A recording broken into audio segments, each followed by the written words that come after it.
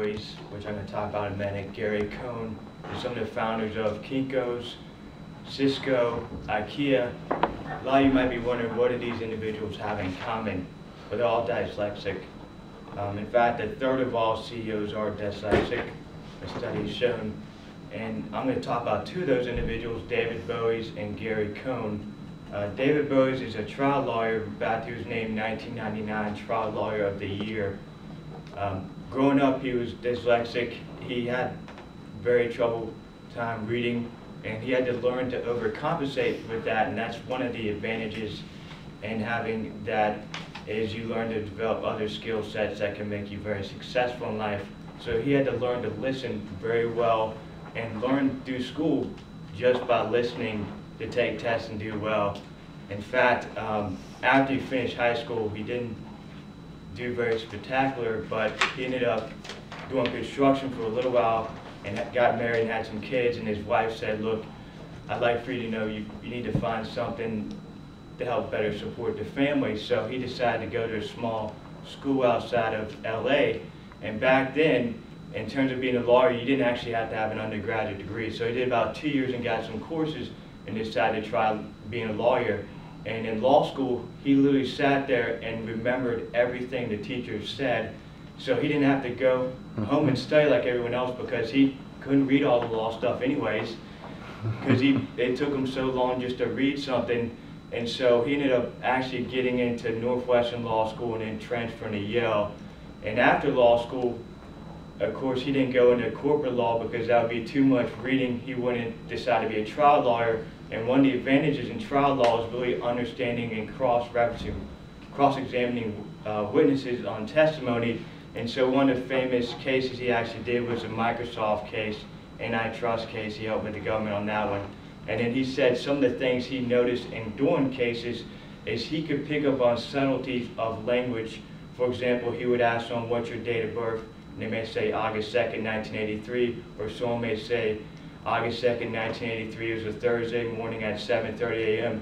And by picking up on that, he could see that how that individual answered that question and the way they answered other questions in trial law. He could say, okay, well, this person was very detailed in that question and less detailed in another, and he could see that they were maybe hiding something. And so that's one of the things he really learned and could zero on. And in a court case, and so he's very successful in that regard. A lot of people wouldn't have thought that just because he had dyslexia. Another individual that's very well known is Gary Cohn. In fact, he's the president of Goldman Sachs. Mm-hmm.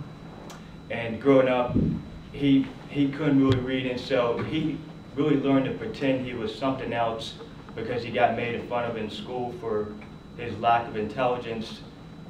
And that ability to kind of mask that in other ways of being kind of class clown, he said, when his mother thought if he just graduated high school, that would be the greatest thing for him.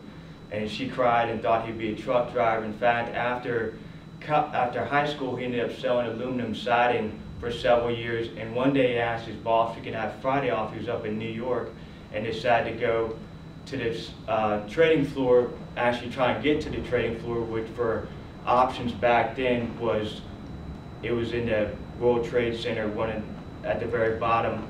And he walked down there and tried to get in there, and then he saw a guy coming off the elevator, and he's going to the airport, and he said, well, he's like, I need to get a cab to the airport, LaGuardia, and he goes, hey, look, I'm going to the same place you are. And he said because it was a Friday afternoon, he knew he had an hour in a cab ride to convince this guy that he's worth doing option trading. And he actually did a class a few years earlier, an internship, he said, with a brokerage firm. And the guy who was doing the options, this was like a new thing. He was head of the department, didn't know anything hardly about it. And he spent the next hour convincing the guy, look, I know everything about options, come on and hire me. I can do it. And so the guy said, call me next Monday, or I'll give you a call that Monday. And he had an interview that Wednesday, and then he ended up, between that time frame, he got McMillan's book on like option trading, and he spent the whole time just reading it. He said it would take him like 5 hours just to read like 22 pages. But one of the gifts of his adversity and overcoming dyslexia is, at first, it helped him get that job. Second, when you're doing option trading, is the fact that he didn't really worry about failure, and doing that, he could deal with losses and do really well, and that really helped him succeed at Goldman Sachs. And on a personal note, in terms of me, I remember struggling with reading myself growing up, and I was held back in first and kindergarten, and really well out of my memory to get through school. And I see that as kind of what's helped me most, and then the ability to take risks, because you know people just think you're not going to amount to anything. A lot of times I felt like that personally, as much as these individuals probably felt the same way. And I think that's certainly driven me. There's certainly some insecurity in that makes you work very hard to be successful at something and take risk. And so I look at everything as an upside and an opportunity to be successful in something, and that's what a lot of these guys do, and that's why a lot of a third of CEOs are dyslexic, because they can look at something as an opportunity, see the upside, and they're willing to take social risk to get there and be successful. So in concluding, I think everyone, if you look at kind of things that you might not be good at, you can develop skill sets that give you advantage over other people who are naturally good at that. For example, natural readers, they don't have to learn to sit there and memorize and listen that acutely to what's being said.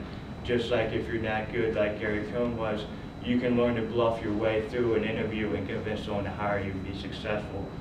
So I just encourage everyone to kind of look at life that way. I think that's a very healthy perspective, and thank you.